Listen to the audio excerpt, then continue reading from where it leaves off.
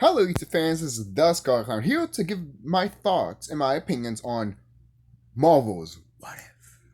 Now, I have to say this: the animation for this was awesome. I recently, not so long ago, I watched a video of Big Jack Films talking about if Disney ever remade King Kong and if it was animated. All I have to say is this: if they ever do down the line, or just want to fuck, just to want to fuck with the King Kong movie just for the fuck of it, I could see the animation look like this, and I wouldn't mind it. I literally would not mind it. This animation looks fucking gorgeous, fucking amazing, fucking sexy too at the same time. I mean, that's some good ass animation, and it should be that good. It's from Disney. If it's not, hey, when you watch Disney films, you expect some good ass fucking animation. To be honest with you. But let's start with What If. So the first episode of What If, you get the story of Peggy Carter, which I was in love with Peggy Carter since the first Marvel Captain America movie, and ever since I saw her and stuff, I fell in love. I fell in love with that woman. I was just like that is perfection. That is a goddess, basically. I'm not going to talk about anything about the spiritual enlightenment way stuff because technically all these superheroes are color people. They just put Caucasian people on it because certain things. But I'm not getting deep into that. I just want to say this though: the first episode is great. The second episode was great too. You even got freaking Steve Rogers. I don't want to say he's War Machine, but he does wear one of the Iron Man suits and everything like that, and that looks dope. I think it's like one of the first Iron Man suits that Tony Stark wore in the MCU and everything. But it looks great. I like when he's wearing the suit and everything like that. I even want to get the Funko Pop of him of Steve Rogers and Captain Carter like behind each other and like Captain Carter's like riding him and everything like that. And I like that. Don't think nasty. Yo, man, that shit is awesome and stuff like that. In the beginning of this show, it's basically like a retelling of Captain America, the first Captain America movie. And instead of Steve Rogers getting the injection, it's Peggy Carter getting it because obviously the Nazis came in, tried to steal it and everything like that. Hydra. Technically, Hydra is Nazis, so I'm just gonna say Nazis or Hydra, whatever works, whatever flows with your boat, because it's the same people, anyways, guys. I mean, come on, for crying out loud! In this exact same episode, you get a Disney castle-like structure with Hydra symbols on it, and me and my friend looked at each other like they literally just told you Disney it loves Nazis, or Disney's up for Nazis, or they are Nazis. Disney doesn't care, okay? Like, I saw a picture of it anyways, and if you guys make fun of it, I don't know why you're making fun of it. They're literally telling you this. You should be fucking upset, to be honest. No, seriously, you should be upset. You're acting like there's no Nazis working for the government. Yes, there are. Look at the history of Walt Disney. And everyone would know, everyone will agree with me that Walt Disney was a fucking crook and maybe a pedophile and all that shit. But people will agree with me that he wasn't a good person, but they won't agree that he loved the Nazis or some shit like that. Come on, man. Come on.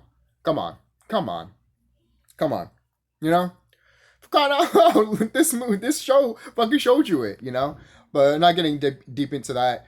So I just wanted to point that out because how can you not see that? But Peggy gets the injection and she becomes sexy and thick as fuck. And she, despite Steve Rogers looking scrawny, she still wants him. She still wants to be with him. She still wants that dance. Oh. Yes, it is true. It's the better love story than Twilight. Hell yeah, it is.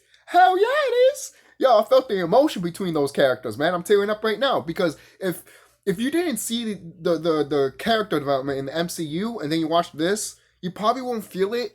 You probably won't get it, or you probably won't care, which is sad. But at the same time, I get what people are coming from because, you want character development, nice story, but it's a what-if series.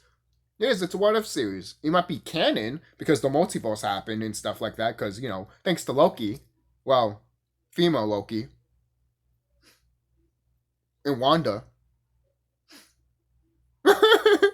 but, but I enjoyed this episode. I enjoy episode one. I thought episode one was dope. You know, for kind of like this episode also showed that Steve Rogers cannot take cold weather. He just gets buried under ice. All right, yo, and by the end of the episode, you have Peggy fighting this tentacle monster, you know, this octopus monster coming through the portal, and she's like holding it with a fucking shield and stuff, and she goes through the portal and she tells Steve Rogers, "I see you on Saturday," you know, and I'm just like, she goes in, goes to another timeline, and he's like, "Where am I? Where's Steve Rogers?" And freaking what is it? Fuck, what's his name? You have Hawkeye there, and you also have fuck. Uh, Fuck, I forgot his name. Hold on. Fury. Jesus Christ, Nick Fury. Sorry guys. This has been happening to me lately. I'm sorry, but moving on. You see Nick Fury there, Hawkeye, and um, you know, Captain Carter is just like, you know, where's Steve Rogers, and Nick Fury is like, the war's over. You know, we won. You know, we won the war, but the war's over, and she's all sad and everything like that. You see her in her face, and I'm like, ah, you know, and then she's like, you know, why should I be sad about? We won the war, you know, and you just be like, ah, you know. I can see what they're doing here. Basically, it's like it's almost like the opposite of what happened to Captain America, with Peggy. Obviously, we're gonna get the same thing. Like we'll probably see with Captain. With Captain America. He's gonna go do a porter and be with Steve. We're gonna see he'll go through a porter eventually, like at the end of the end game, like the whole ending for end game. He goes over there. He's old, and then eventually you see Peggy all old and everything like that. It's like, hey, have you went with Steve Rogers? Yeah, I did. Yo, man, fucking sexy as fuck, fucking badass. Yo, I want a Peggy figure. Literally, I want a shield with a fucking sword with her and everything like that. Hell yeah, man. Like I want that shit. All right, take my money. Shut up and take my fucking money. Basically, seriously. And could we get a Peggy, standalone movie, please? I don't care if it's animation or live action. Just throw it. Give it to me. You know. Guarantee you, if this was live action, Disney would have spent so much money. This is why it's animation. So I enjoy episode one. I really do. Can't wait for more of it. We might see these characters again because I heard that it does connect. It is canon and everything like that. It's not just doing, hey, what if this happens? All right, next episode. What if this happens? All right, next episode this happens, and we're not going to connect it at all. Some people might not like that. Me, I'm kind of like, I wish it doesn't connect, but at the same time, I'm actually glad it does connect. That way I can feel, as a fan, I'm actually happy about that, because eventually we'll probably get a what if story of what if it does connect. I remember when I was watching with my friend, I'm like, then what if this doesn't happen to this what if? And my friend is like, what if this? It'll be two what ifs and shit like that. Yo, man, people will be like, it's what ifception.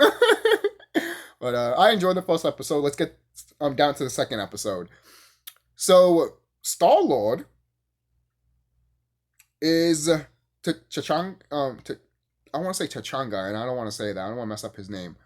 But the guy that played Black Panther in this universe, he's Starlord, and that's fucking awesome in my opinion. He gets a different story. Obviously, it's like, what happened if Peter didn't go to the stars technically? What if he stood on Earth? And you do see that a little bit at the end with his father.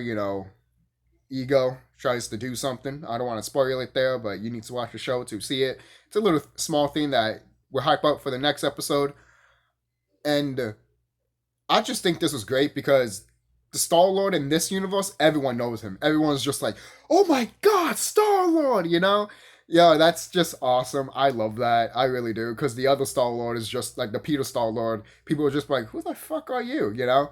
I love that shit. And it just shows that technically Marvel kind of told everybody in these two universes that, hey, Peter Starlord, yeah, it's his fault. It's his fault. If he didn't become Starlord, none of this shit would have happened. Like Thanos swiping off everything, taking people out.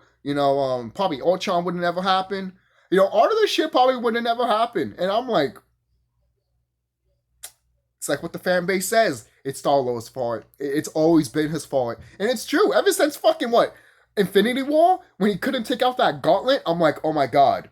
Oh my god. Like, you could disagree with me if it's not his fault and everything like that, but you do have to admit that that movie could have ended differently if it wasn't for Starlord.